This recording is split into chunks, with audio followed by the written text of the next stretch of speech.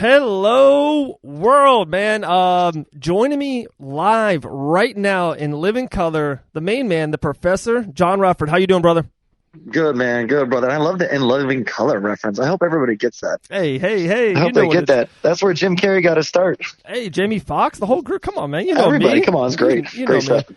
And, dude, so John and I rode in a car for around 16 hours, 40 minutes, and 32 seconds. I wasn't counting, but a long time. So we had something like that. We had so many great conversations and content, so we're bringing it. I'm going to throw out a Conor McGregor theory at the end of the episode. We just came back live from Island Fight 62. My main man was in the corner. We're definitely going to put a big light on it. Big light. Great event. It just keeps on getting bigger and bigger and bigger. These amateur shows are fantastic.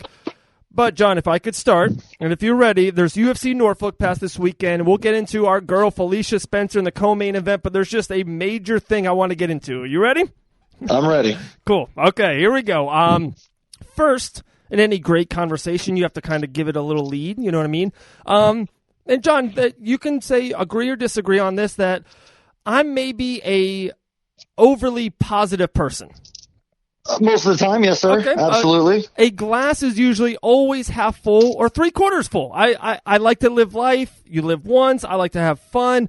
I like to not try to criticize, but maybe up, when something bad happened, hey, stuff happens to people. Everyone gets down, man. Like, I don't want to be that person that wants to keep on putting that person down. I would rather try to lift my hand down to pick them up. You know what I mean? That's just me. Absolutely. Okay. You're that type of person. Absolutely. I agree. So, I've heard some constructive criticism here on the podcast. One of the most buzzing podcasts, especially in the Southeast, especially MMA. Last year was fantastic. It hasn't even been a year yet. We're coming on a year, over 170 episodes. No one puts the content more than us in Fight Bananas. We're rolling. iHeartRadio loves us. We're rolling. So, but I do get a constructive criticism. And, we're getting a little bit older, John. I feel like we're more mature. We're not going to the Ormond Powell, eating McDonald's and shooting ball anymore. You know what I mean? Yeah, I feel you. So I'm like, okay, let me try to get on it. And they think, I've heard it twice now that I'm a little bit too go lucky and I'm rooting for everyone and maybe I should be a little bit more on it. Not as bad as Stephen A. Smith. I will never be that guy, but maybe I should, put my foot in the ground. You ready? So are we saying that our world doesn't like you being happy? A couple all people. The time? Like, you have to be mad at some point? You have to be upset? I mean, I get it. We're adults, like you said. We'll take the constructive criticism and we'll roll with it. And we'll try to give you what you want. But I like you happy. Thanks, bro. Me too. I think it's a good look on you. Me too. But I am going to get into something. I am. So, the names are so hard. I'm going to try it. And, UFC Norfolk, it was the one before the co-main. It was the stoppage. One guy named was Ion Cuttaliba or something like that. Ion Cuttalibo. Yep. Cuttaliba, and the other one was like Megamev, something like that. But you know what I mean, right? Makamechev or something like that. Yeah, I got you. If you're listening to the podcast, you know. And if you don't know, it was the craziest stoppage. It was big buzzing news out of Saturday Night UFC Norfolk. What was happening? The guy kind of got hit or maybe rocked, but then he was, to me, kind of, if I could say, John, he was kind of playing with them. He wasn't giving everything out there, and he was like acting like he was rocked to maybe throw something. Is that right? Am I on the ballpark there? Yes, I agree with you. There's something he looked like if he was playing possum or if he wasn't or what it was. It looked like he might have got rocked and thrown back. Like, who knows? Yes, but you're absolutely right on that point. Okay, so here I go. I'm putting my foot on the ground. A lot of UFC fighters, people in the media has had a take or an opinion. So here is mine, and I'm doing it. I probably more than the next person because I am happy-go-lucky. I respect the fighters and what they do 24/7 and train their bodies to get beat up year-round and to cut weight and to go into the octagon or a ring or the cage. I respect them almost, above anything. I have so much love for them. There's so many fighters, John, that have become friends and family, and it's just I have so much admiration for the fighter, right? Oh, absolutely you do. 100%. That shit pisses me off. I do not like people have died in the boxing ring in this calendar year. People could get hurt on beyond life-altering changes into the octagon. We don't know what's going to happen 15 years from now with CTE, with Matt Hughes and Randy Couture and Tito Ortiz. We don't know. And to me, the guy who's in the octagon, who's playing, the word right there that's kind of getting me aggravated a little bit, playing possum, the guy that's really, not showboating, but just... I don't feel like he was taking it serious enough. I don't think he realized what he was doing, and I respect the ref who was like, no, like, you look like you were a walking zombie. You look like you were in The Walking Dead. So I respect the referee getting them to be like, no, I'm saving you here. You look absolutely rocked and worried, and you shouldn't be playing like that. This is not a game. This isn't a game with a basketball or a tennis, and everyone goes home and drinks cocktails at the end. This is life-altering shit that happens in that octagon, John. That's just real talk. You're absolutely 100% right. I mean, we have watched many. We watched many referees. I guess one of the most famous referees that everybody say, Mario Yamasaki, would either stop it too early or stop it too late. Right? That was the guy. Was that the guy? Am I right in that? No, you nailed it. Nailed it. Stoppers. They at least did get that. So as far as that goes, I agree with you that way. Okay. My next problem is that, just as irresponsible as this fighter is, just as responsible as both fighters are for their well-being inside the octagon, the ref is the ultimate person that's looking out for both of them when they're doing something crazy, because fighters are going to want to fight till the end, right? Always. We all know that. I mean, for almost 90% of every fighter will tell you that, yes, I want to go out on my shield, right? You know what I mean? Yep. So with that, there's got to be somewhat of a responsibility to the referee. If you know that you have been given the match, that two people, that you're on the main card, co-main event, and you're the person reffing it, you have plenty of time that night. And I don't say that you're not doing other stuff throughout the night, but even if you didn't have time a couple days before, they didn't give you the schedule of who you're going to be reffing till the day of, you have time to look up those fighters. Okay? You have time to be able to watch a little bit of good or bad in them. And what I would be watching is what they do when they finish somebody and what happens when they're getting finished. Do you see what I'm saying here? Right. Do you see what I'm trying to get at? I see it. So what I'm saying is like, I completely understand your concept of this is not a game. Don't be playing, because if you play and it goes the wrong way, this is what happens. And this is your fault. You know what I mean? As you playing possum, I can see that. But also as a referee, if you know your sport and you know that there's strategy that comes into this more than anything else, more than people could ever imagine, strategy comes into this game. I think it's your due diligence and responsibility to look up the fighters that you're about to be, how do I want to say it? About to be, working in the middle, and find out if they play games, if they do certain things. What are their ticks? What do they like to do a little bit? And like I said, most refs only do 3 to 4 fights in a night, I think. If I'm speaking correctly, I may not be, but they don't do they're not. It's not like on a small amateur card show where it's just 2 refs and they're going back and forth the whole entire night, right? There's a break for most of them that are in the middle ring. They have time to look up their next match just for a minute to do their due diligence of research per se, or do their due diligence in as far as, understanding who it is that's they're going in to be the third man for. Right. If you look up Ian Kutlebe, he's always extra. They even say that, on his weigh-ins, he's a little bit extra. He does a little bit of things. So when he puts into a game plan and plays a little bit of possum, he's probably going to play it more than the next person plays possum. The other person might freeze and act like they're going down and then come back. He literally gave you 3 or 4 wobbles in the middle of exchanges, right? Like we saw that. That's what we were looking at going, wow, is he rocked? Is he not rocked? What the hell's going on? You know what I mean? No, I hear you. And just real quick, and John, with that, I definitely want to let you finish. But okay, so if he gives it a little bit more, what happened if he ran to him, and that's happened in the cage? Remember Carlos Condit, Tyron Woodley, right? And he gets hit, and he grabs his ACL, and he's like, and he's playing possum. He's playing, and the referee jumps in the way, and then he pops up and goes, "No, what are you doing, ref? I'm playing here." There's some things you can't play. There's some things you can put up. You can't play that you're getting knocked out when you get hit in the face. There's just some things you can't do inside that octagon. And I can see that. If you're grabbing a ligament, if you're grabbing something like that and playing possum that way, that's a little bit I think different. I think it's a little bit different. That's where you're really playing into the game hard, and it's a thin line we're walking right here on either side of it. You know what I mean? Playing to a strategy, playing to a game plan. Maybe you saw something in films before that when you played just a little bit of possum, this guy went ham, and you saw that's where the openings came in at. I can't fault you for that if that's what you're trying to do. This game is chess, not checkers.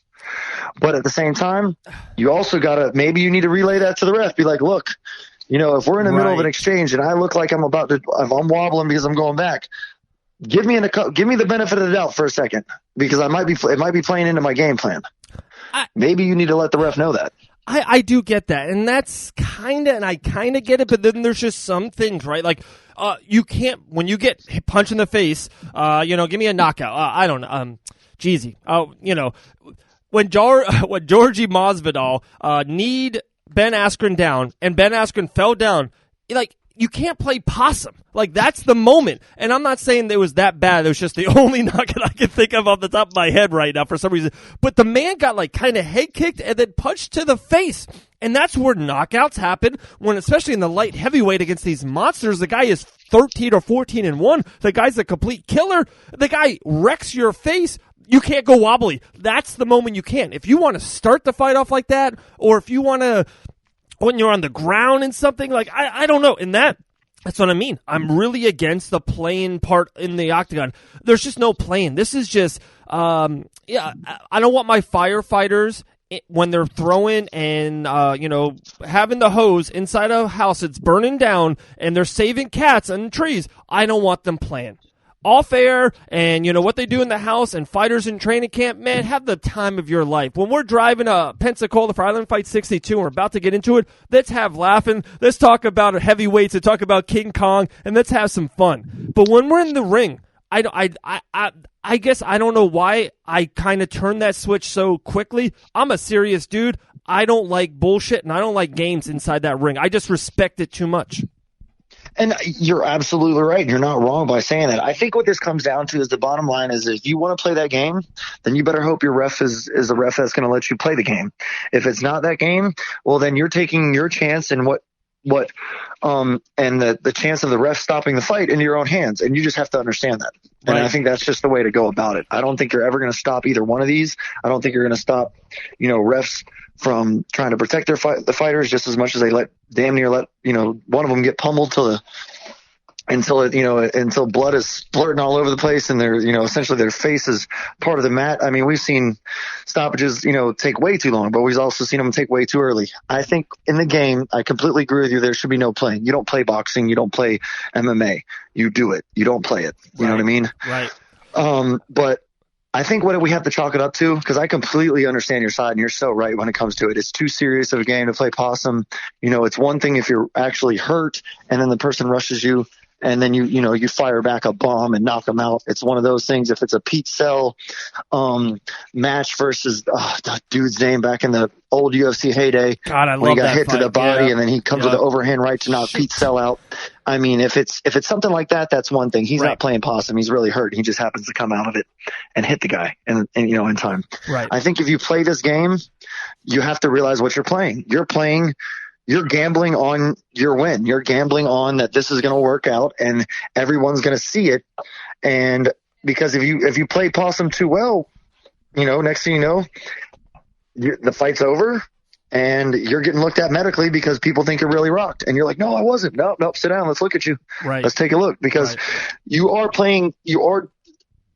participating in a sport that can literally kill you. 100%. So it's one of those things. And with the amount of deaths there have been in boxing lately and things like that, it's been a lot more in everyone's face, just like you said, CTE, all that kind of stuff. I think what we have to chalk this up to is, sorry, buddy. Sorry, Ian Kutalebe. I completely understand that you're upset about the stoppage. Everybody understands that you're upset at stoppage. We literally saw you afterwards. You look completely fine. Well, I get what you're doing, but I just think that unless you tell the referee ahead of time and whatnot, and even then, I don't think it matters. I just think it comes down to the point where he's going to have to look and see during the action what he sees. If he's an experienced ref, maybe he lets that go a little bit quicker because you're intelligently defending yourself still. still throwing back shots. You're not really getting hit a lot. You're getting hit in exchanges, but you're not getting like knocked off balance too bad, because every time he wobbled, it was when he wasn't getting hit. It's crazy. It's crazy. But John, let's keep this train going. There's so much and there's so little time. You know, me and you, we can go for 7 hours. We did. Dude, a stat card. Jordan Griffin had a really sick submission guillotine in the second. Our boy Luis Pena, American Top Team. I'm telling you, give this man 2 years. One of the biggest names in the sport. It was a great card, but I really want to go. You know where I'm going with this. Right to the co-main event. Our friend, she's been on the podcast multiple times. Felicia Spencer, looking like Tito Ortiz in his prime. Ground and pound, massive elbows, getting the work done. I will give you the floor.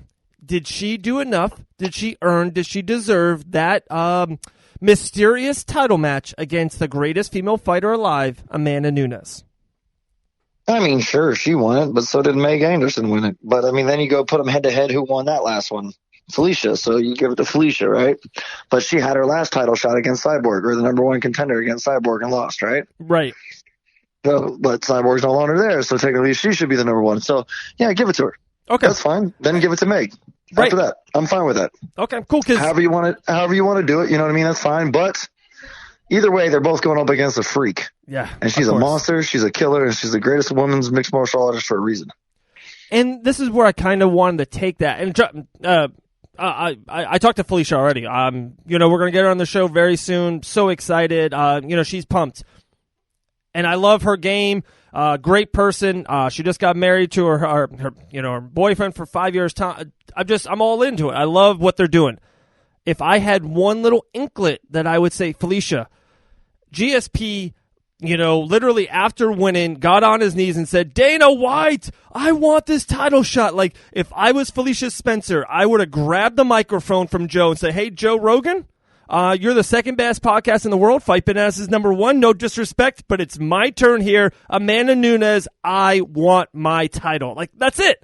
It's signed, sealed, and delivered. There would be no debate. You and I would already be talking about the main event. This debate of who's next could have been just signed, sealed, and delivered that night. And they asked her the question, and she said just a very kind of honest answer. She was just like, yeah, you know, I think I did enough. That's what I want. It's like, I get it. And she's a great person, and I think it's almost she's too good of a person to play that role. And I'm not saying she goes total heel. I don't think she should go to the Macho Man King Randy Savage and become a bad guy, but you got to have a little fire. You got to have a little pop. You got to say, Amanda Nunes, that's my title. You haven't even defended it. I'm the 145-pound division. Yes, you can fight me. You're allowed to fight for my title. You know what I mean? Like, she should have took it. I mean, if you're in this industry for a reason, if it's a title shot and you're in that type of category, and you know that you're the only one pretty at the top of the heap, then yeah, you should be trying to call your shot, call it the most logical way. And as far as that goes, and I think you're right. I think that would have been the best situation for her, would be to call out that, demand it, say, this is my division, you're just a guest here, whatever, all that good stuff. That's right. Great. That would make for a wonderful fight. Right. My question to you is, because I didn't get to see the post-fight interview, what did Meg say after hers? What did Meg Anderson say after hers? No, she was a little bit more aggressive. She was a little bit more aggressive? Yeah, I'm the only fighter in this division on a winning streak. And she is right. She said it. Right. She goes, I earned it. I'm the fighter who, because she had the knockout TKO. She looked good too. And, she looks good, beyond the octagon. She has a great look, the tattoos, the length, all that. So, she has this it factor about her. But her and Felicia fought, and she lost. And not that with Felicia, with Jose Aldo lost. He's fighting for the title. Yoel Romero lost his last one. We're about to get into the fight breakdown next show. He's about to fight Izzy. The UFC, and I do respect that a little way, and I'm kind of against the crowd, I think, on it, John. Losing is okay. I don't want you to get knocked out. I don't want you to get starch city like Jose Aldo did to Conor McGregor. But Felicia was in a 15-minute war with Cyborg and never stopped moving forward. So she lost the 15-minute contest to Cyborg, but that night she didn't lose. She became a bigger star than what she went into the octagon. So with that momentum, she has to be next. She is the division. And, hey, if that fight happens next, we'll get into the debate, who's going to win and all that will happen. But I just think Felicia Spencer versus Amanda Nunes is the match you got to make. That's it. I mean, I'm not trying to say this to anybody, but usually when someone is more aggressive to call out, I understand Felicia's personality isn't that way. She fights, and she earns everything she does. Not saying that somebody else in the division hasn't earned that. I'm just saying, like, usually the more aggressive fighter with it will want it, will get it, because there's a little bit more oomph behind it. Like you said, I think if Felicia goes out there and would have said, demanded it, she would have been the easy pick, to do it, especially with the different type of styles that they combat. Hers being, awesome on the ground, unbelievable, great control, wrestling, takedowns, all that kind of stuff. That's a different type of fighter than Amanda Nunes sees, normally. A lot of times she's up against a striker, or whatnot, or a brawler per se, and she goes that way. My whole thing is if you're not calling out the champ after you have a performance like that, do you really want the champ right now? Or in the back of your head, do you think that you need a little bit more time? Because we are talking about the greatest female mixed martial artist on the planet, essentially the greatest female fighter to ever walk the planet. No. You're right. But if I kind of, like, I hate, I'm not this person, I kind of have inside information. I feel like I've talked to Felicia off air. I talked to her at the Jungle in Orlando, Florida. She wants this fight. She wants it. Okay. She thinks she's going to win this fight. She is going to win this fight. I think what you just said, she nailed it. Amanda can brawl and punch and all that stuff. More than she's the greatest. I've been arguing with everyone, John. Not maybe best female. She might be the best fighter. Period. Forget sex. But I just think the one weakness that she might have, the one little chink in the armor, is Felicia's number one strength. It's just sometimes it's matchups, especially in the fight game, my man. You taught me that more than anyone. It's the best fighter. Matchups make it. Right. Make it. And I think this is a great matchup for Felicia Spencer. I think this is perfect. I think this sets her up to be the new champion. Okay, it does help. I mean, she's going to get it. You're going to get someone that's more engaged with you on the ground, as in Amanda Nunes. Cyborg's not going to want to go to the ground at all, so you try to take her down, she's going to keep it up. You know what I mean? Amanda Nunes, I think, wouldn't care. I think you'd see a little John Jones in her, and she'd go down the ground because she's a black belt. And as every Brazilian black belt of BJJ, black belt of Brazilian Jiu-Jitsu, they're usually extremely confident in their ground game, especially against another country's fighter. Right. They're usually 1,000%. I'm a Brazilian Jiu-Jitsu black belt, and I'm Brazilian. I'm not worried about my ground, and that's we understand why that is. We get it. They like to go to the ground. It was born there, one of the greatest martial arts ever, created. Came out of Brazil, and that's the home of it. But she is still a Brazilian Jiu-Jitsu black belt, and she is a bad girl on the ground, and she defeated a lot of people in her early age with her own ground and pound. So I know she's become an elite. I guess you could have to say elite striker, because of what she's been doing. You know what I mean, to other elite strikers in those divisions. But it's a tough one. It's a great matchup. I actually like that matchup a little bit more than I like the matchup with Meg Anderson, because it gives us a little bit more. Ground versus. There's a little bit more to it. There's a little more substance to the fight. I don't think Meg's going to try to go to the ground. I think she's going to rely to that length and that power and try to fight Amanda. Me too. And we're back up to another Holly Holm, Amanda Nunes fight where they're just essentially kickboxing the whole fight. Okay, so if I can, so I'm keeping rolling. So I don't even want to talk about the main event and who won. There's almost a bigger thing that happened in that. The man missed weight by 3 pounds in a title fight, main evented a card. John. And he refused to try it. Didn't there was a report saying he refused to try to cut any more weight for that extra hour? Yeah, he didn't do the hour, man. He didn't do it. Okay. Man, I don't. You didn't really want the title then. That's the way I'm looking at it. Bro, the amateur level, people are grinding. People have jobs, families. The diet plans are different. Money is different. I get it. I get that. When you turn pro, it's still really tough on the regional scene. You and I know that. We know friends and family through it. We get it. My man has fought in the UFC. My man is 17-1 going into the fight. I don't want to get into anyone else's money. That's their own thing. But he's had the means necessary to eat right, to train right.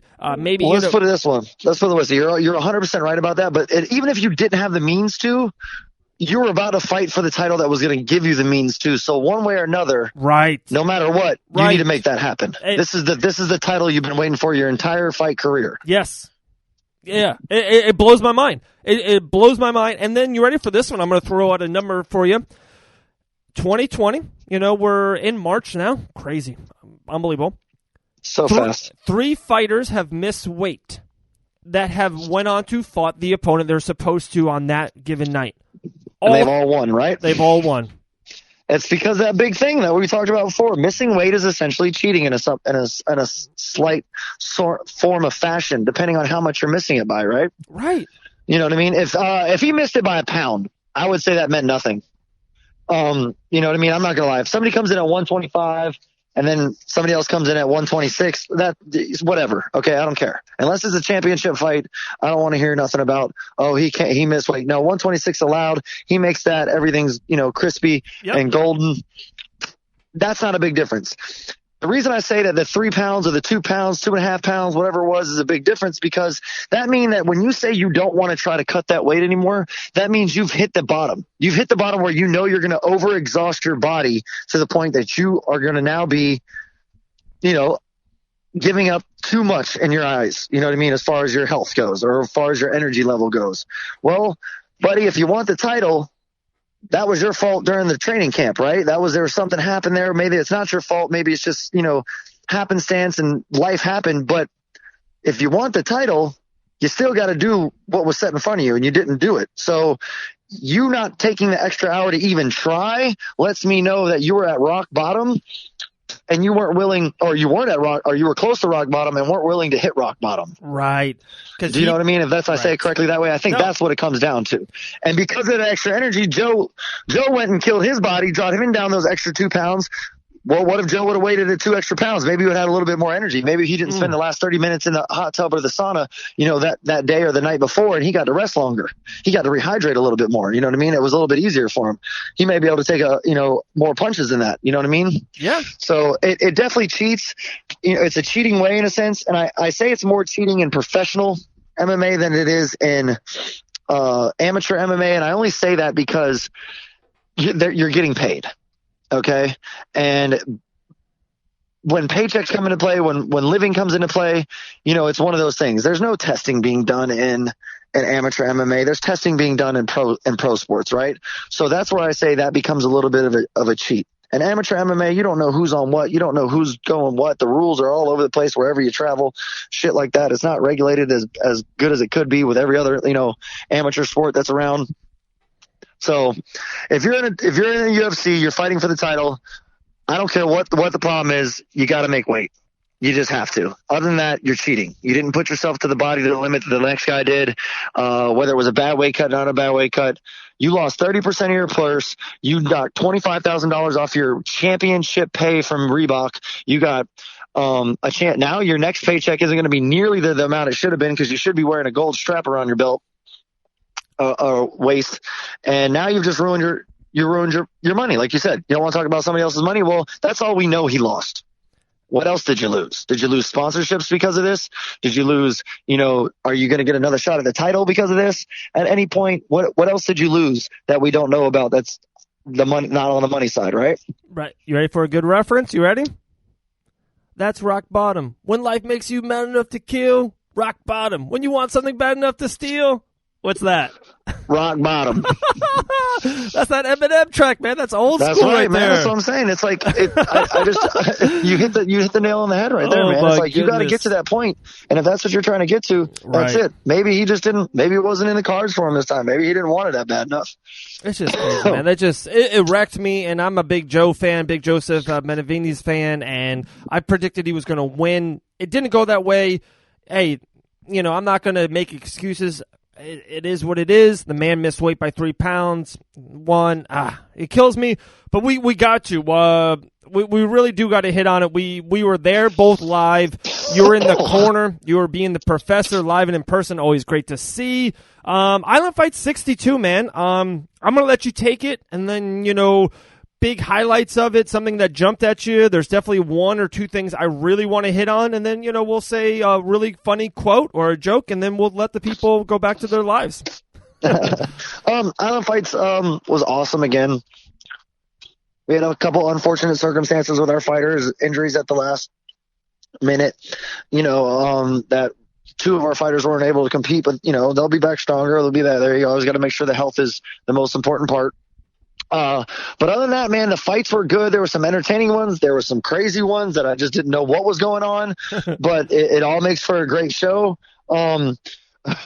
Saw the largest human being in a boxing ring I've ever seen in my entire life. Thank you. Thank you. During that one, Stanley Tippett, you are a large human being, sir. Guys, okay. You are a large human being, and it was a fun match coaching against you. Hats off to you with the W.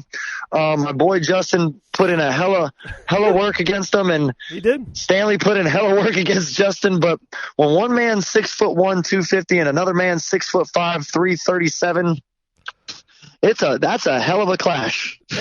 He was 337. He didn't eat for 36 hours. That man, Stanley, and he's an athlete too. That man was moving around the ring. He was moving around. Not taking anything away from Stanley Tippett. Nothing at all. But Jesus, man, you're a large human being. Yeah. Wow.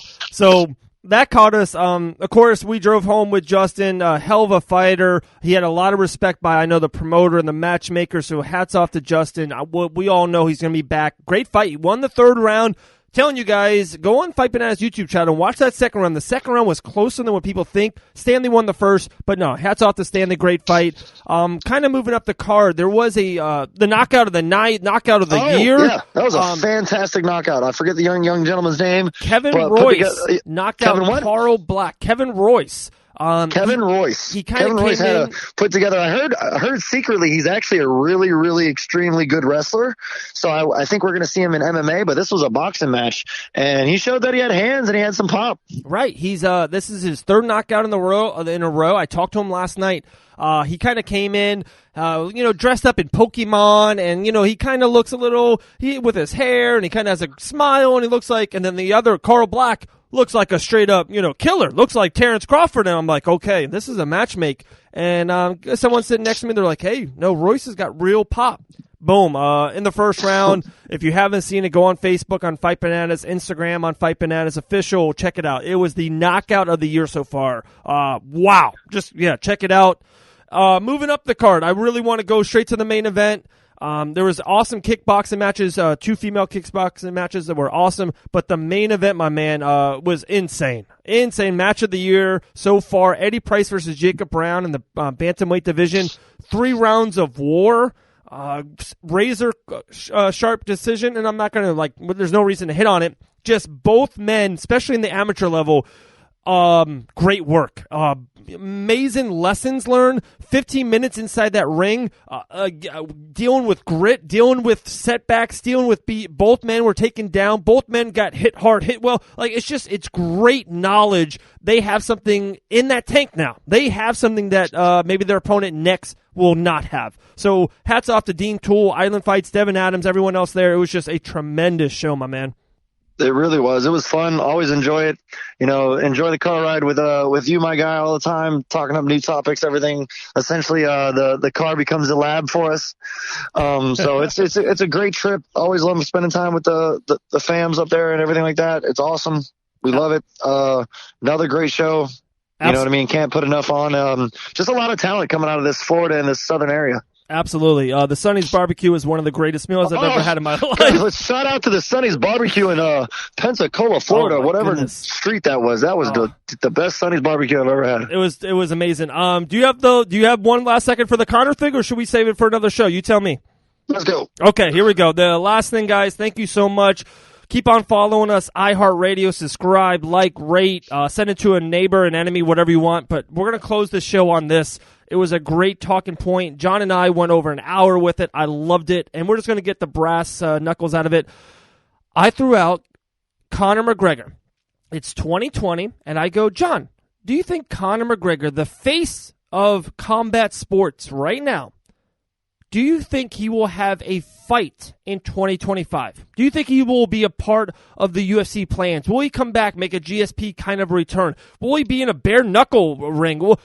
A boxing ring versus Floyd won last time? Do you think Conor will be around in 2025 in a fight? My man, take it away. We had time to think about it for a minute. You know what I mean? You've asked that question to me on the car ride. I said one thing. I'm going to stick to it for the most part. I think Conor will be, for the most part, retired by that time. He will never be in a bare knuckle boxing match. Let's just all get that right now. He ain't that stupid. He ain't never going to. I'm sorry. You're just stop reaching for anybody who owns a bare knuckle organization. Don't think about Conor. It's not happening. Red Panty Night is not happening for anyone with that type of fight. It's not happening. All right. He's going to walk away with money, way too much money before all that happens. But as far as being in a fight, I feel he might be in a fight now, but I think it'll be a celebrity type of fight, kind of like a Conor Mayweather type of thing. Maybe him coming out of retirement to fight, a welterweight, kind of set up the same way like GSP with Bisping. That was, to me, more like a celebrity fight. I never thought GSP was going to stick around after that. I thought that was just to win a belt and get the hell on, and the person to win the belt against was Michael Bisping, because I think if anybody else had that belt in the middleweight category, he might not have thought that. You know what I mean? He realized Michael Bisping's age, their similarities in competing around the same time, the skill sets and everything like that set up right. So I think Conor's the same type of person when it comes to calculating like that and making the most of it, kind of like Mayweather did for his whole career. Knew when to fight Canelo, picked his shots, the opponents he wanted to, lined his career up beautifully for himself. As he calls himself the A side, Conor will always be the A side in MMA. I don't care if the guy has a belt or doesn't have a belt. He'll always be the A side. He's just the largest superstar, in combat sports right now. Again, he'll have some type of celebrity come out of retirement type match. Other than that, he will be involved in the UFC, and he will be helping promote the UFC throughout, because he will end up buying part of the company. I can just see it.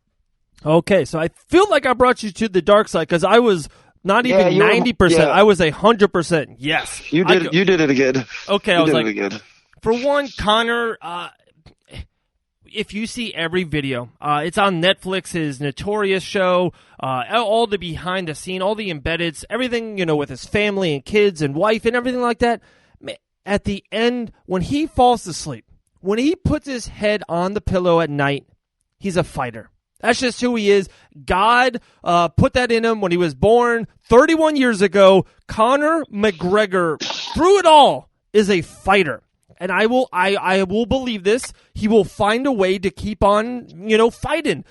Yeah, guys, he's not fighting 3 times a year for the next 5 years. I get that. He's not going to be doing this. But yeah, I agree. He's going to come back and, he's going to box, Crawford 5 years from now. He's going to come back and he's going to fight, GSP or, Nate Diaz 5, in 5 years, if Mayweather can make Crawford's weight, I'll take that. Right. And this is the other kind of thing I thought of too, my man, was and maybe I'm wrong on this. I have Conor McGregor's name, the UFC, his name, like a Derek Jeter in the Yankees, Tom Brady in the Pats, Jordan, LeBron, and Floyd Money Mayweather. All these guys go long. They go into their career. Conor is 31 years young. 31. Like, he's just going to be 36 years old. Like, look at the fight game. DC is still doing work. The man's over 40. I just think he's got... Romero's 42. And he's about to win the middleweight champion of this world. That's for another podcast. Yes, sir. Man, I just think Conor is too good. He's too big. One fight a year. His name has so much merit to it. A comeback fight. Hey, they haven't, I know they're doing a Dublin show. I don't think it's this soccer stadium. Maybe, if he's gone for 2 years. And I just say, okay, Masvidal and Conor never fight this thing. They never do it. BMF and welterweight, they don't connect. But 3 years from now, they both kind of fizzle out and kind of, walk away. They're both in their 30s. They both have had fights. And kind of what happened with Floyd and Manny, both of them are at the Fight Bananas Awards show. And they just kind of look across the aisle and magic. And there's just a spark. Something happens. and it just builds and builds, and them two come back for one last fight. I just think there's too many possibilities in the fight game. You never say never, and you especially never say never to the notorious Conor McGregor.